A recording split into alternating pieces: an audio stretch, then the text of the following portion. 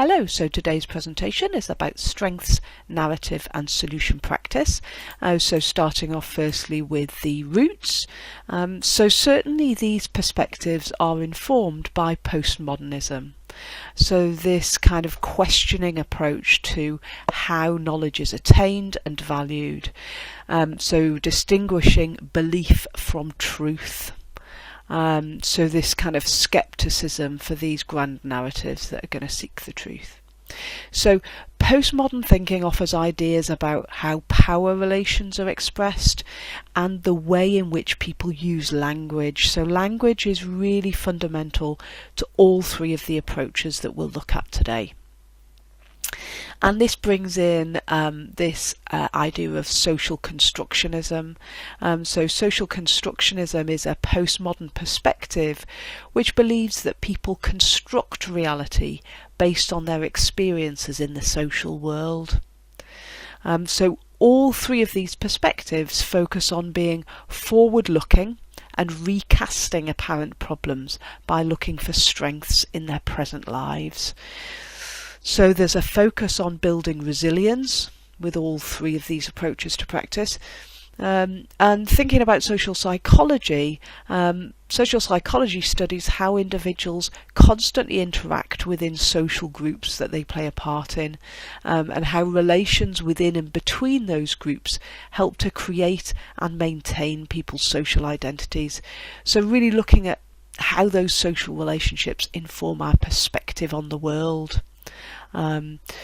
So because these ideas draw on postmodern social construction theory, they accept that people can change if their understanding of their social experience changes. So ideas from social psychology and psychological therapies really started to influence approaches. So now moving on to the strengths-based approach, which originated in the 1940s in North America with Bertha Capon Reynolds, who started questioning the professionalisation of social work and the position that this put service users in relation to the social worker being the expert. But really these approaches have taken off in the late 90s with Salibi and Rapp, who have pushed forward strengths-based thinking, and it has been very much embraced by particularly adult social care in recent years, within legislation like the CARE Act and approaches to adult social care services. Sometimes the language is around asset-based approach, which I guess an asset relates to a strength, so you might hear that language used as well in some of the literature.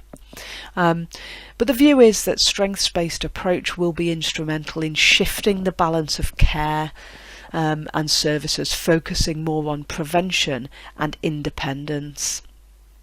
So these ideas are quite fundamental for strengths-based practice. Driven from a criticism of the traditional deficit-based approach to working with people, where service users became clients because they had deficits, problems, pathologies and diseases. The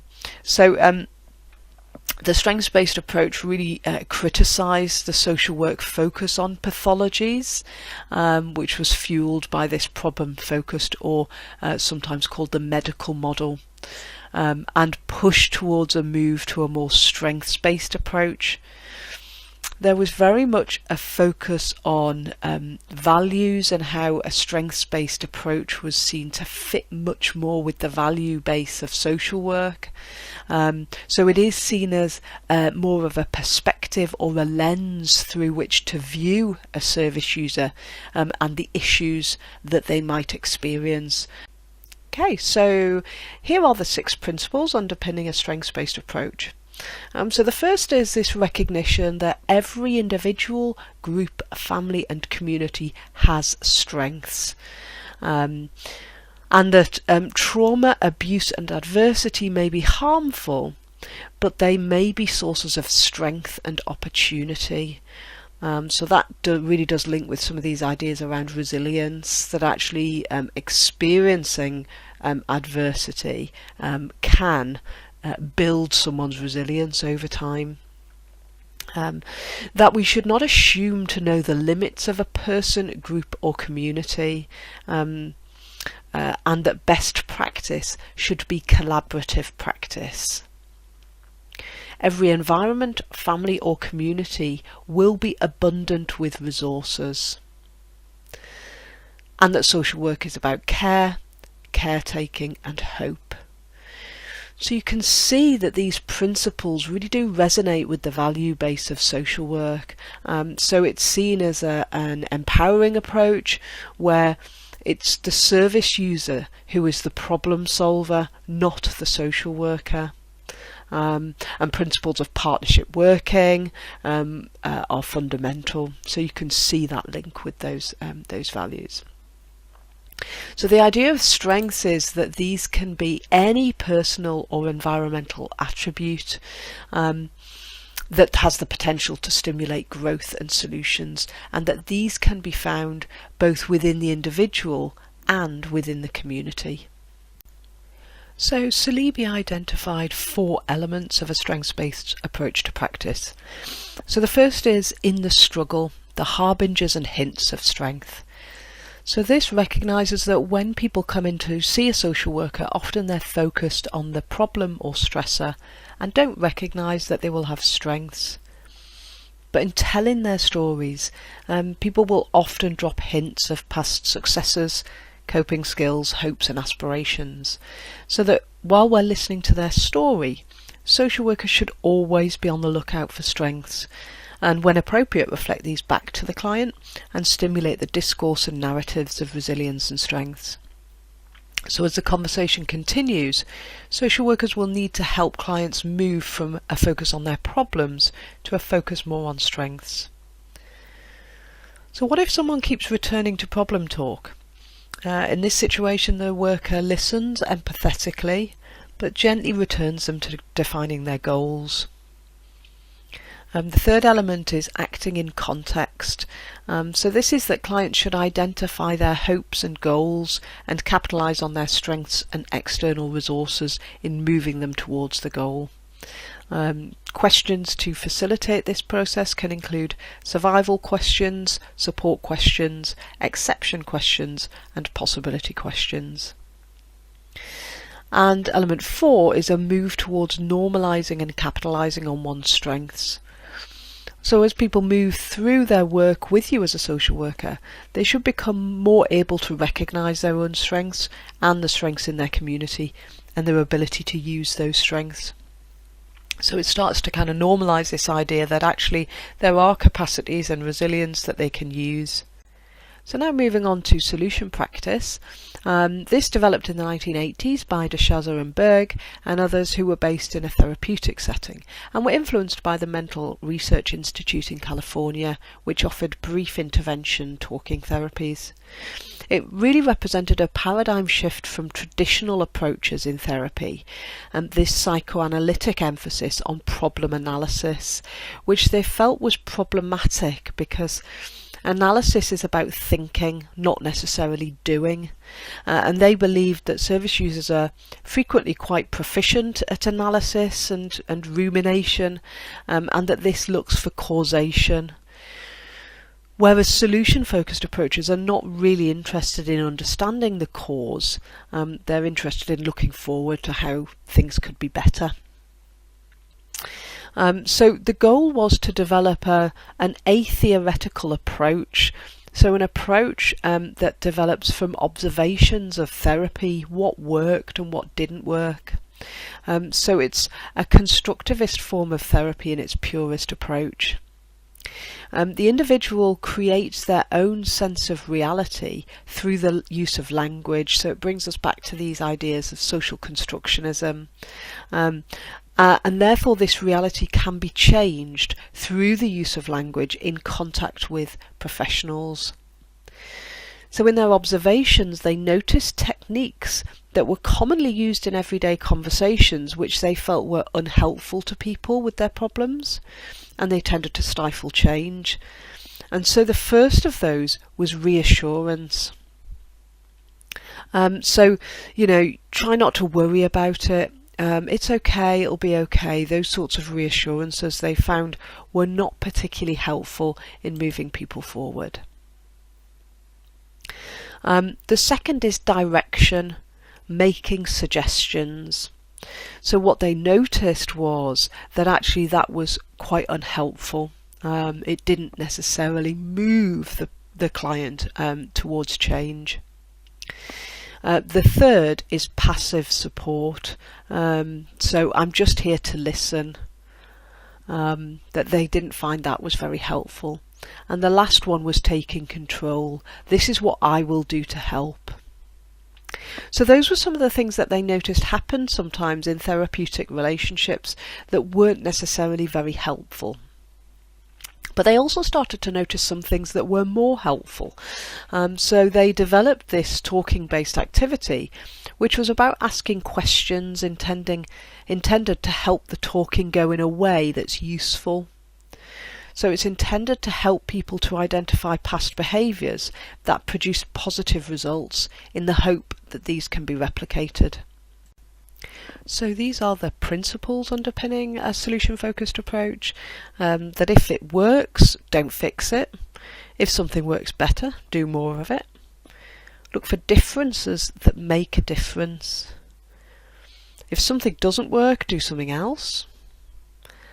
And that small changes can lead to bigger changes and build kind of belief. Those were the principles that underpin solution-focused approaches. So the 5 stages of solution-focused work are to begin by describing the problem, but being careful to not ask about the root cause. So the social worker through this process would start to move the client towards more solution-oriented talk. The second stage is to develop well-formulated goals. A picture of a preferred future using some of the techniques that we'll look at. Developing small, specific goals that are perceived by clients as involving their hard work, described at the start of something, that will build on and involve new behaviours rather than the absence of existing behaviours. So it's these goals that are formulated positively as opposed to stopping doing something. It's more about doing something different. Exploring exceptions, so times where the problem wasn't as much of a problem, when there were things that the client was doing that were helpful, as a means of drawing out some of those strengths. At the end of each session, giving feedback, which includes a compliment, a bridging statement and suggestions, which is again one of the techniques with solution-focused approaches. And finally, evaluating progress. So now moving on to narrative practice. This was an approach developed by Michael White and David Epstein in 1990. They were theorists and their background is family therapy, so strong links with systems theory. So the roles in families and expected behaviour is quite fundamental to narrative practice. They were also influenced by the work of Foucault and his work around societal norms and accepted beliefs. So this really the idea that there are hierarchies of power which are used to control, using techniques such as subordination, surveillance, and demonstrating superior knowledge. So some of those ideas went into the development of the approach in terms of thinking about how those things influence the narratives that we develop about ourselves.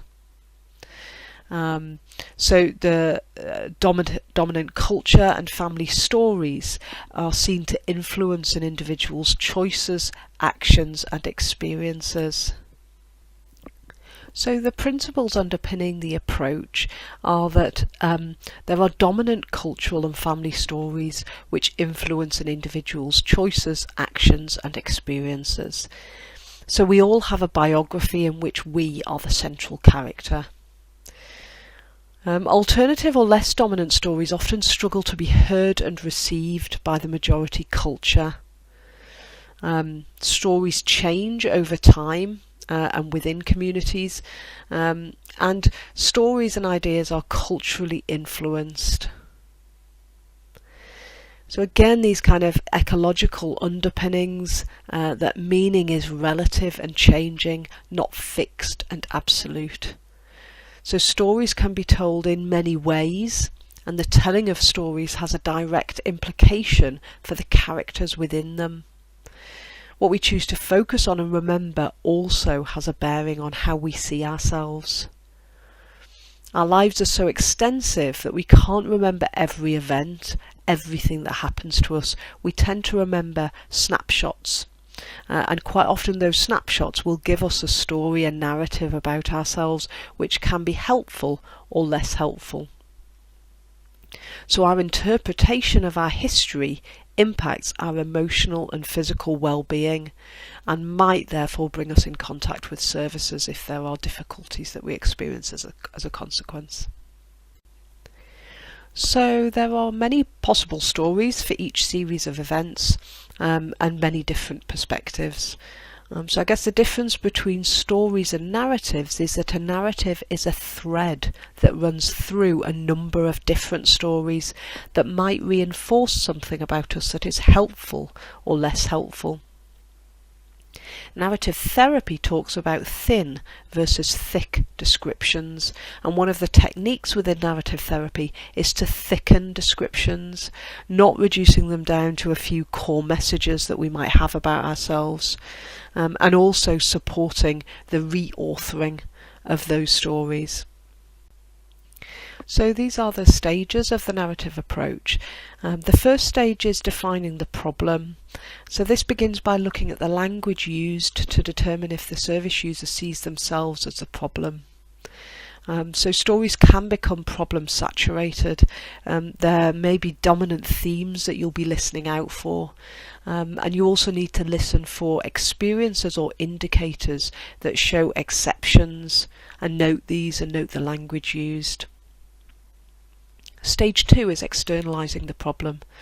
Often the service user will see the problem as intrinsic to them. They have become the problem, and in their view, others see them as a problem, so it's become internalized. Techniques at this stage include questioning about the effect of the problem. So for example, how is the problem affecting your relationship? And giving a name to the problem. This is service user led, and often it's metaphors or descriptive words that are used. Avoid normal emotional responses, for example, anger. But this helps to objectify the problem, which then frees the service user to explore times when the problem hasn't been as bad. Stage 3 is mapping the issues. So there are likely to be many strands, and as these issues are identified, practitioners can encourage exploration and see how these strands link to the main storyline. So by understanding how the problem affects the service user and others, look at their own influence on the evolution of the problem, but also remain alert to those exceptions. Stage 4 is deconstruction. So this is where the practitioner will aim to develop a thick description. So exploring who has told the story and what influences the telling of it. So there can be strong links with societal attitudes and family cultures at this stage. It's breaking down the problem into small components, accepting that we all have many different stories and alternative stories. Stage 5, delving deeper into exceptions to the problem-saturated narrative in order to re-story with an alternative narrative. So you've listened for some stories and found exceptions, and then working with the service user to develop this alternative, more positive narrative. Often in narrative therapy, letters and written narratives are used at this stage to reaffirm these alternative new stories. And stage 6 is the maintenance stage. So ideally there will be time to give space to test these alternative narratives, so to introduce them to family, to other networks, and so that the practitioner will explore how the development of that new narrative has gone. So that is the narrative approach. There will be some more resources for us to explore in terms of this approach, and I'm just going to share the references from today's presentation.